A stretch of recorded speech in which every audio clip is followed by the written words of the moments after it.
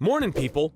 Did you know you could join several different systems together using joints? It's really simple. You can just stick all the parts together like this work of art right here. Still, it's not hard to calculate things for something like this, so keep watching to see how.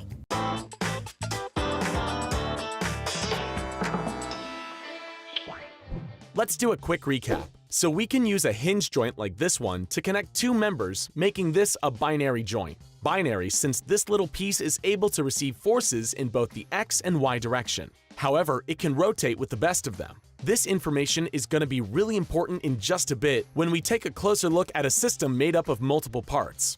Man, this just screams for an example, doesn't it? What do you think of this system here?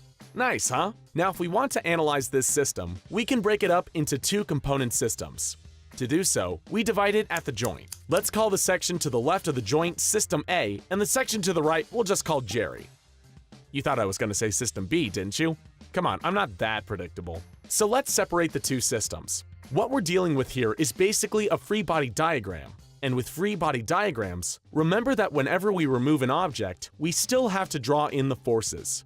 And for us to know what kind of forces need to be put in here, it's important to know what kind of forces a hinge joint like this one is able to receive. Like we said at the beginning, it's a binary joint, so we have both X and Y forces. So let's put those forces in there, starting with System A. Since we can't really say yet what direction the forces are actually acting in, we're going to do this the boring way.